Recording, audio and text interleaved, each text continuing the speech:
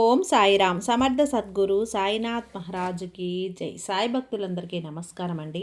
మన బాబాగారి దయ వల్ల మనందరం బాగుండాలి, సంతోషంగా ఉండాలి అని చెప్పి మనస్ఫూర్తిగా కోరుకుంటూ ఈ రోజుటి వీడియో స్టార్ట్ చేస్తున్నాను ఫ్రెండ్స్. ఇక ఈరోజు వీడియోలో మనం చూడబోయేది ఏంటి అంటే, తల్లి ఎంత అదృష్టం చేశావో తెలుసా అమ్మా, ఎన్ని కోట్ల జన్మల పుణ్యఫలం ఉంటేనో ఇలాంటి వార్త నీ ముందుకు వస్తుందో తెలుసా. కోట్లల్లో ఒక్కరికి మాత్రమే దక్కే అవకాశం ఈరోజు నీ ముందుకు వచ్చింది. ఎంత అదృష్టం ఉంటే ఇది నీకు కనపడుతుంది, నీ చెవిన పడుతుంది, నీ దాకా వస్తుంది. నీకు తెలుసా, ఇది నీ దగ్గరికి వచ్చింది అంటే, నీ ఎదుటి వచ్చి నిలబడింది అంటే ఈ సందేశం కేవలం నీ కోసం మాత్రమే రాసినటువంటి రాత. అలాంటి గొప్ప భాగ్యం తల్లి. అదృష్టమని నీకు తెలుసా బిడ్డ? ఎందుకు ఇంతలా చెప్తున్నానో తెలుసా? సాక్షాత్తు పరమశివుడే ఈరోజు తన బిడ్డలందరినీ కూడా పరీక్షిస్తున్నాడు. వాళ్ళ అదృష్టాన్ని పరీక్షిస్తున్నాడు. వాళ్ళకి ఏదో ఇవ్వాలి అని తహతహలాడిపోతున్నాడు. వాళ్ళని 100 కోట్లని అధిపతి చేయాలి అని చెప్పి ఆరాటపడుతున్నాడు. ఆ ఆరాటంలో ప్రతి ఒక్కరిని కూడా పరీక్షించుకుంటూ ఇలా మీ ముందుకైతే ఈ సందేశం రూపంలో వచ్చేశాడు. ఎవరు దీనికి అర్హులు అని అలా పరీక్షలో, అగ్ని పరీక్షలో నువ్వు నెగ్గావు బిడ్డ. అందుకే ఇది నీ కంట పడింది, నీ దాకా చేరింది, నీ చెవిని పడింది. నువ్వు ఇంకా వినగలుగుతున్నావు అంటే నిజంగా ఈ పరీక్షలో నువ్వు పాస్ అయినట్టే. దీనికి ఖచ్చితంగా 100కి 100 మార్కులు కూడా నీకే ఉన్నాయమ్మా. నువ్వు అర్హురాలివైనట్టే. ఖచ్చితంగా పరమేశ్వరుడు నిన్ను 100 కోట్లకి అధిపతిని చేస్తున్నాడు. నువ్వు ఏం చెయ్యాలి అనేది నీకు చెప్పే ముందుగా ఒక్కసారి మనకు బాగా తెలిసినటువంటి గురువుగారు, మనకు తెలిసిన గురువుగారండి, షిరిడి సాయిబాబా ఆశీస్సులతో జ్యోతిష్యం చెప్తున్నారు గురూజీ సుబ్రహ్మణ్యం రాజు గారు, నెంబర్ 1 వశీకరణ స్పెషలిస్ట్. వీరి మొబైల్ నెంబర్ 9908224144. ఎలాంటి ప్రాబ్లం ఉన్నా సరే కేవలం ఫోన్ ద్వారా పూజలు చేసి పరిష్కరించేస్తారు. నేరుగా వెళ్లాల్సిన పని లేదు. పర్సనల్గా మీట్ అవ్వాల్సిన అవసరం కూడా లేదు. ఉన్న చోటనే కదలకుండా, మూడో కంటికి తెలియకుండా మీ మొండి సమస్యలను సైతం మీరు పరిష్కరించుకోవచ్చు. ప్రేమ, పెళ్లి, ఉద్యోగం, రాజకీయం, విదేశీ ప్రయాణం, ధనం నిలకడగా లేకపోవటం, భార్యాభర్తల మధ్య గొడవలు, ఆస్తి తగాదాలు, అప్పుల బాధలు, స్త్రీలు పురుషులు ఎటువంటి గుప్త సమస్యలున్నా సరే నెంబర్ 1 వశీకరణ స్పెషలిస్ట్. మీ మీద, మీ ఇంటి మీద చెడు ప్రయోగం జరిగినా, చేసి ఉన్నా కూడా నరదృష్టి, నరగోష్ట, సంతాన సమస్యలు, భార్యాభర్తల మధ్య, లవర్స్ మధ్య అనుమానాలున్నా, అపార్థాలున్నా, థర్డ్ పర్సన్ ఉన్నా సరే, అత్తాకోడళ్ళ మధ్య సఖ్యత లేకపోయినా ప్రతి ఒక్క ప్రాబ్లంకి చక్కటి సొల్యూషన్ ఇస్తున్నారండి. మీ వివరాలన్నీ కూడా సేఫ్ అండ్ సెక్యూర్గా ఉంచుతారు. మీకే కాదు, దేశ విదేశాల్లో ఉన్నవారు ఎలాంటి ప్రాబ్లమ్స్నైనా సరే పరిష్కరించుకుంటున్నారు. ఎంతోమంది విదేశాల్లో ఉన్నటువంటి వారు, దిక్కుతోచని పరిస్థితుల్లో అయోమయ స్థితిలో ఉన్నవారు ఇప్పుడు గురువుగారికి కాల్ చేసి వాళ్ళ ప్రాబ్లమ్స్ని సాల్వ్ చేసుకొని ఈరోజు హ్యాపీగా లైఫ్ లీడ్ చేస్తూ చాలా సంతోషంగా ఉన్నారు. కాబట్టే స్క్రీన్ మీద ఉన్నటువంటి నెంబర్కి ఒక్కసారి కాల్ చేయండి. మీ ప్రాబ్లంని గురువుగారితో పంచుకోండి. ఖచ్చితంగా గురువుగారు మీ ప్రాబ్లంకి సొల్యూషన్ చూపిస్తారు. వీడియోలోకి వచ్చేస్తే తల్లి, ఈశ్వరుడు శివ తాండవం చేస్తూ పరుగు పరుగున వస్తున్నాడు. నీతో ఏదో చెప్పాలట. శివరాత్రిలోపు ఈ వీడియో నీ కంట పడినా, నీ చెవున పడినా, నీ ముందుకొచ్చినా నీకు అదృష్టమే తల్లి. నువ్వు ఏం చెయ్యాల్సిన పని లేదు. ఈ శివరాత్రిలోపు ఈ ఒక్క మాట వింటే చాలట. 100 కోట్లకి అధిపతిని చేస్తాడట. అఖండ రాజయోగం పట్టేలా చేస్తాడట. ఇక్కడ ముఖ్యమైన విషయం ఒకటి చెప్తాను బిడ్డ. వదులుకుంటే నువ్వు నరకం అనుభవించాల్సి ఉంటుంది.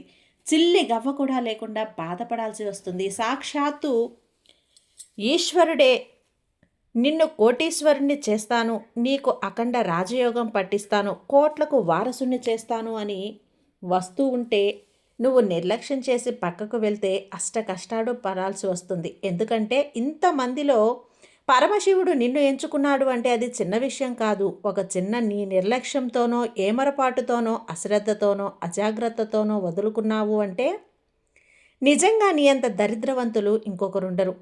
ఆ తర్వాత నువ్వు దిగులుగా కూర్చొని వెక్కి వెక్కి ఏడ్చుతావు. ఎంతటి అదృష్టాన్ని నా చేజేతులారా నేను పాడు చేసుకున్నాను అని. అలాంటి అవకాశం నీకు రాకూడదనే ఇక్కడ వదిలేసుకుంటానవో, ఇక్కడ నిర్లక్ష్యం చేస్తావనో నేను భయపడి, ఈ సాయి భయపడి ఒక తండ్రిగా ఉరుకుల పరుగుల మీద వచ్చేశాను.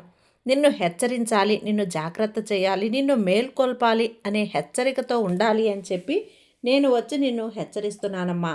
ఇక పరమశివుని యొక్క సందేశాన్ని అందుకో, నీ జీవితాన్ని మార్చుకో. ఎందుకంటే ఈ శివయ్య అందరి మీద ఎల్లప్పుడూ కూడా అనుగ్రహం అనేది రాదు, అన్ని వేళలా కూడా ఇవ్వడు. ఒక్కసారి మాత్రమే ఇస్తాడు. ఆ ఇచ్చినప్పుడు నువ్వు అందుకున్నవాడే ధన్యుడు. ఆ ధన్యుల్లో నువ్వు ఉండాలనే నా తాపత్రయం. కాబట్టి జాగ్రత్త.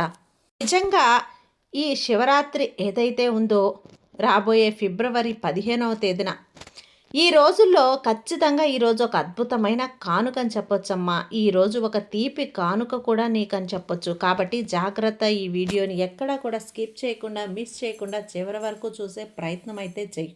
అలాగే తల్లి, నిజంగా ఎంత అదృష్టం అంటే ఒక్క సందేశం నీ కంట పడిందో తెలుసా?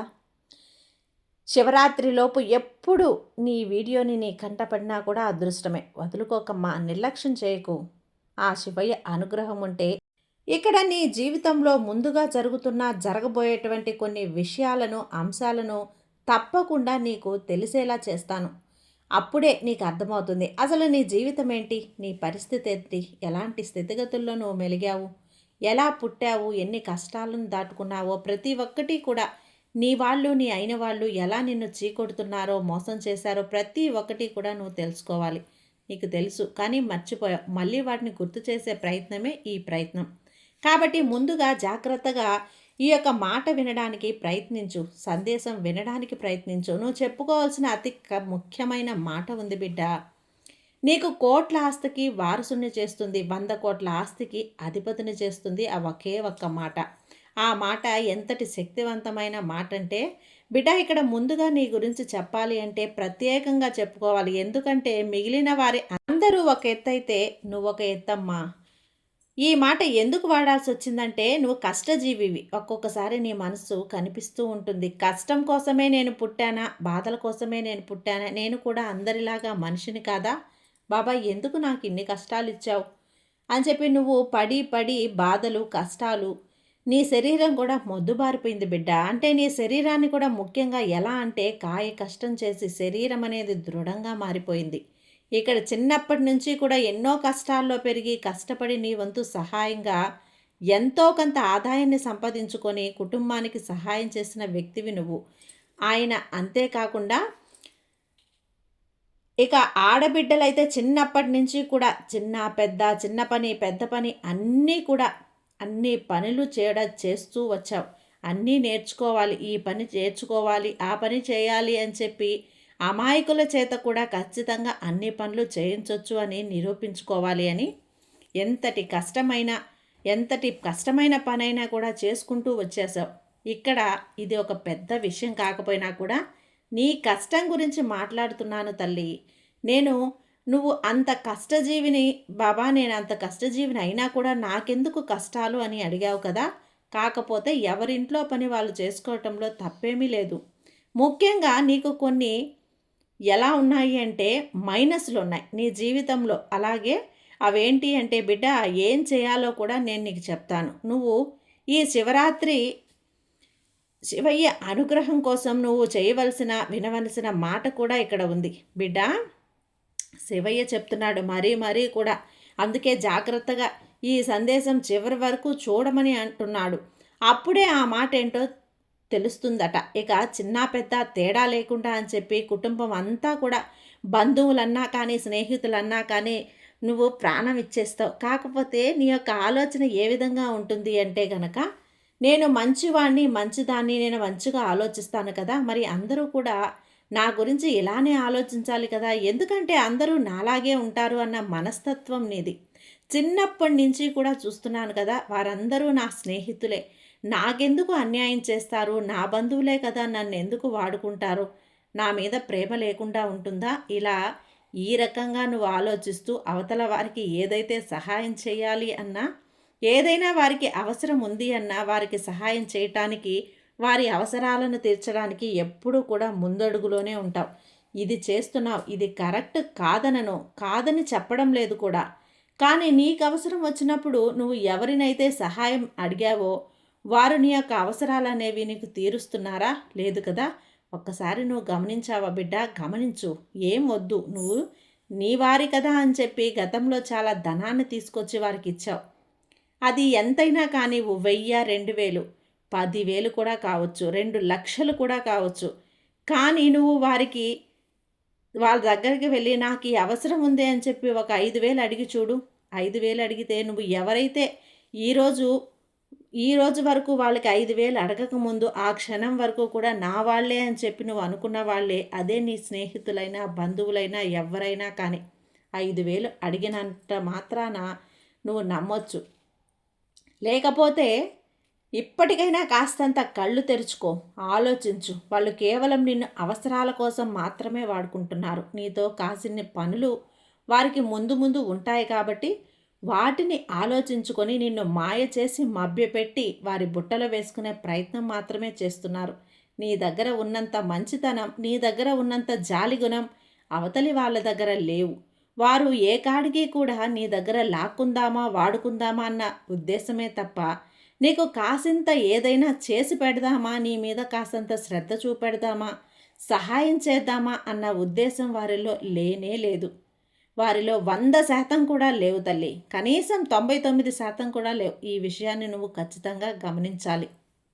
ఏ కాడికి కూడా నేను నెట్టేస్తూ ఉంటే మళ్ళీ మళ్ళీ అవసరానికి పిలవగానే 10 సార్లు నెట్టేసిన తర్వాత 11వ వెళ్తే ఖచ్చితంగా అది నీ తప్పే అవుతుంది. అది కూడా ముఖ్యంగా నీ బంధువుల్లోనే ఇటువంటివి జరుగుతూ ఉన్నాయి. నీకు అవన్నీ కూడా తెలుస్తూనే ఉన్నాయి. నీకు అన్నీ తెలిసినప్పటికీ కూడా నువ్వు నా వాళ్ళే, నా వాళ్ళు, నా రక్త సంబంధీకులు అని సర్దుకుపోతున్నావు చూడు. కానీ నువ్వు నాశనం అవ్వాలి అని, నువ్వు పతనం అవ్వాలి అని, నీ దగ్గర డబ్బు లేకుండా పోవాలి అని, నువ్వు ఎలాగైనా కానీ రోడ్డు మీద పడాలి అని చెప్పి మాత్రమే వాళ్ళు ఎదురు చూస్తున్నారు. అలా అని చెప్పి అందరి రక్త సంబంధీకులు నేను తప్పు పట్టడం లేదు బిడ్డ. ఉంటారు కొంతమంది, వారి మనసుకి అలా తెలిసిపోతుంది. ఇన్నాళ్ళు కూడా అనుభవంలో ఇన్నాళ్ళ యొక్క కష్టాలు జీవితంలో ఎవరు ఎటువంటి వారు అని చెప్పి నీకు ఒక అంచనా వేయగలిగే శక్తి అన్నది ఖచ్చితంగా రావాలనే చెప్తున్నాను. కాబట్టి ఆ అంచనా ఆధారంగా తీసుకునే దాన్ని బట్టి నువ్వు నిర్ణయం అయితే తీసుకోవాలి బిడ్డ. ఎందుకంటే అన్ని చోట్ల కూడా అతి మంచితనం పనికిరాదు. అన్ని చోట్ల కూడా కఠినత్వం కూడా పనికిరాదు. ఎవరు ఎక్కడ ఎలాంటి వాళ్ళు, నేను ఈ సమయంలో ఎలా ఉండాలి, ప్రతి ఒక్కటి తెలుసుకుంటేనే నువ్వు జనాల మధ్యన బ్రతకగలుగుతావు. లేకపోతే మోసపోతావు, లేకపోతే అవసరాలకు వాడుకుంటారు. నీ నిర్ణయం అయితే నువ్వే తీసుకో. ముఖ్యంగా నీ స్నేహితుల దగ్గర కూడా చాలా జాగ్రత్తగా ఉండు. ఆ స్నేహితులే నీ ఇప్పుడు గ్రహస్థితులు పరిస్థితుల ప్రకారం నీకు జరుగుతున్న ఈ సంవత్సరంలో ఆ స్నేహితుల ద్వారానే నీకు నీ కుటుంబంలో కలహాలు వచ్చే అవకాశం ఉంది. ఈ స్నేహితుల ద్వారానే నువ్వు కొన్ని చెడు వ్యసనాలకు బానిసలయ్యే అవకాశం ఉంది. ముఖ్యంగా మంచిగా నటిస్తూ తడిగుడ్డతో గొంతులు కోసేయాలని చెప్పి చూస్తున్నారమ్మా. ఇదే శివయ్య నీతో చెప్పమంటున్నాడు. నీకైతే స్నేహపూర్వకంగా నష్టాలు జరిగే అవకాశాలు ఎక్కువగా కనిపిస్తున్నాయి. కాబట్టి స్నేహం విషయంలో మాత్రం ఖచ్చితంగా చాలా జాగ్రత్తగా ఉండాలని ఈరోజైతే నీకు ఖచ్చితంగా చెప్తున్నాను, గుర్తుంచుకోమంటున్నాను. ఇక ముఖ్యంగా ఇప్పుడు శివరాత్రి మనందరికీ కూడా మొదలైపోతుంది. ఇక కొద్ది రోజులు మాత్రమే సమయం ఉంది. అంటే ఆ శివరాత్రిలోపు నీకున్న కర్మని, దోషాన్ని, పీడని, పిశాచాన్ని, దరిద్రాన్ని తొలగించడానికి, నీకున్న కష్టాలను తొలగించుకోవటానికి, నీకున్న కుటుంబ సమస్యలను, వ్యాపార సమస్యలను, ధన సమస్యలను అన్నింటినీ తొలగించుకోవటానికి ఈ శివరాత్రి అనేది నీకు అద్భుతంగా ఉపయోగపడుతుంది. శివరాత్రి అనగానే ఇప్పుడు మనం బయట జరుగుతున్న ప్రచారం ప్రకారం శివరాత్రి ఏ విధంగా మనం చేసుకుంటే బాగుంటుంది, సాధ్యమవుతుంది అనేది జీవితంలో ఏది లేదో దాన్ని నువ్వు దక్కించుకోగలుగుతావు. ఏది పోగొట్టుకుంటావో దాన్ని తిరిగి సంపాదించుకోగలుగుతావు. అంటే డబ్బు లేకపోయినా. అలాగే శివయ్యను నువ్వు తలిచావంటే ఒక్క మాట పిలిస్తే చాలు. శివయ్య అంటే బోలాశంకరుడు. మనం ఏది అడిగినా సరే చాలా చాలా త్వరగా నెరవేర్చి పెడతాడు. ఒక్కసారి మనం శివయ్య అని పిలిచామంటే ఆ మాటకే ఉప్పొంగిపోయి మన కోరికనైతే తప్పకుండా తీరుస్తాడు. ఇంతటి అదృష్టాన్ని శివయ్య మనకి ఇవ్వాలని పరుగు పరుగున వస్తున్నాడు. అది కూడా నీ కోసం రావటం చాలా చాలా అదృష్టం తల్లి. నీకు చాలా అదృష్టమే. నువ్వు ఏం చేయకపోయినా పర్వాలేదు బిడ్డ. చక్కగా ఆ రోజు స్నానం చేసుకొని ఈ సందేశం నీకెప్పుడు వినపడుతుందో ఆ రోజు మరుసటి రోజు మొదలుపెట్టు. చక్కగా స్నానం చేసుకో. తలారా స్నానం చేసి ఉదయాన్నే లేచి నీకు ఇల్లు వాకిలి శుభ్రం చేసుకొని పసుపు నీళ్లు చల్లుకొని శుభ్రంగా తుడిచిపెట్టుకొని శివయ్య ఉన్నటువంటి ఫోటోని కానీ విగ్రహాన్ని కానీ అంటే శివలింగాన్ని కానీ శుభ్రంగా పసుపు కుంకుమలతోటి అభిషేకించు. అలాగే అలంకరించుకో. పువ్వులతో చక్కగా అలంకరించుకో. ఆ తర్వాత నువ్వు జపించాల్సిన మంత్రం ఏంటి అంటే ఓం నమఃశివాయ అనే ఒకే ఒక్క మంత్రాన్ని ఒక 108 సార్లు నువ్వు జపించు తల్లి. ఖచ్చితంగా నీకు శివయ్య అనుగ్రహం ఉంటుంది. వీలైతే శివాలయానికి వెళ్ళి శివయ్య దర్శనం చేసుకో. శివయ్యతో మీకు చేయగలిగిన వాళ్ళు ఉపవాసాలు చేయండి. చేయలేరు, మేము ఆరోగ్యం బాగలేదు, మేము చాలా వయసు అయిపోయిన వాళ్ళం అనుకున్న వాళ్ళు మీరు చేయాల్సిన అవసరం లేదు. కొంచెం వయసులో ఉండి మేము చెయ్యగలము అనుకున్న వాళ్ళు మాత్రమే ఉపవాసం ఉండి జాగారం చేసినట్లయితే శివయ్య అనుగ్రహాన్ని పరిపూర్ణంగా పొందగలుగుతారు. మీరు ఏం అవసరం లేదు. ఓం నమఃశివాయ అనే మంత్రాన్ని ఖచ్చితంగా మీరు ఒక 108 సార్లు జపిస్తే చాలు. మీకున్న దరిద్రాలన్నీ తొలగిపోతాయి. నీ పూర్వజన్మ కర్మఫలాలన్నీ నశించిపోతాయి. తెలుసో తెలియక చేసిన తప్పులు ఒప్పులు పొరపాట్లు అన్నీ సమసిపోతాయి బిడ్డ. అదృష్టపు తలుపులు తెరుచుకుంటాయి. శివ యొక్క అనుగ్రహం అనేది మీపై ఎల్లవేళలా ఉంటుంది. కాబట్టి మీరు శివయ్యని శివరాత్రి రోజు దర్శించిన ఉపవాసం ఉన్న జాగారం ఉన్న మీకున్న ఏలినాటి దరిద్రాలన్నీ కూడా నశించిపోయి శివయ్య అనుగ్రహంతో కోట్లకు మిమ్మల్ని అధిపతిని చేస్తాడు. అఖండ రాజయోగం పట్టేలా చేస్తాడు. శివయ్య అనుగ్రహం ఉండాలే కానీ శివయ్య కరుణ కటాక్షాలు మీపై ఉండాలే కానీ అద్భుతాలు జరగాలంటే రోజులు వారాలు నెలలు ఏళ్ళు పట్టాలా? అరక్షణం చాలుదా బిడ్డ అద్భుతం జరగడానికి? శివయ్య తలవాలే కానీ కన్ను తెరవాలే కానీ మూడో కన్ను తెరిచాడు అంటే అరక్షణంలో నిన్ను కోటీశ్వరుని చేస్తాడు. కోట్లకు అధిపతిని చేస్తాడు. నువ్వు చేయాల్సిందల్లా మంచిగా నడుచుకోవటం, మంచిగా శివయ్యను పూజించుకోవటం, మంచిగా ఓం నమఃశివాయ అనే ఒక నామాన్ని స్మరించడం వల్ల నీకు కోట్లపు అధిపతి అయ్యే అవకాశం రాత్రికి రాత్రే కూడా కావచ్చు. ఏదో ఒకరి ద్వారా ఏదో ఒక రూపంలో ఇక్కడ మరి ఎంతమంది ఉండగా శివయ్య నిన్ను ఎందుకు ఎంచుకున్నాడో చెప్పాను కదా. నీ గురించి మొత్తం చెప్పాను. ఎదుటి వాళ్ళకి మంచి చేయాలనే చూస్తావు. వాళ్ళు నిన్ను ఎంత వాడుకున్నా ఎంత మోసం చేసినా మళ్ళీ మాట్లాడేసరికి మంచిగా మాట్లాడేసరికి కరిగిపోయి మళ్ళీ వాళ్ళని నమ్మేస్తూ ఉంటావు. కాబట్టి ఇకనైనా జాగ్రత్తగా ఉండి నీకు మంచి కాలం మంచి రోజులు రావటానికి ఈ శివరాత్రి ముగియగానే అదృష్టం నీ ఇంట్లోకి భళ్ళున తెరుచుకొని వచ్చేస్తుంది బిడ్డ. అందుకే నువ్వు ఈ శివయ్య చూపు నీ మీద పడింది. నీకు మంచి రోజులు రావటానికి ఎంతో కాలం లేదు. కాబట్టి శివయ్య కరుణా కటాక్షాలు నీ మీద ఉండబోతున్నాయి. ఈ శివరాత్రి రోజు ఈ చిన్న పని చేశావు అంటే ఖచ్చితంగా శివయ్య నీకు కావాల్సిన ప్రతి ఒక్క దాన్ని కూడా అందిస్తాడు. వదులుకోకు. శివరాత్రి వెళ్ళిపోయింది అంటే చాలు, మళ్ళీ సంవత్సరం దాకా ఆగాల్సి ఉంటుంది. కాబట్టి ఇలాంటి రోజు మళ్ళీ రాదు. అప్పుడు కూడా నువ్వు శివయ్య దృష్టి నీ మీద పడుతుందా అంటే అప్పుడు నమ్మకం ఉండదు. జాగ్రత్త. ఇప్పుడు వదులుకోకు. ఇప్పుడు ఈ క్షణం నీ ముందు ఉన్నదే నీది నువ్వుగా భావించి నిలబెట్టుకోవటానికి కాపాడుకోవటానికి ప్రయత్నించు. అంతా కూడా మంచిదే జరుగుతుంది. కాబట్టి బాబా మీద నమ్మకంతో ఉండు. నీకు అంతా మంచిగా జరుగుతుంది. నీ సాయి నీకు తోడుండగా నీకు భయం ఎందుకు చెప్పు. సర్వే జన సుఖినో భవంతు. జై సాయిరామ్.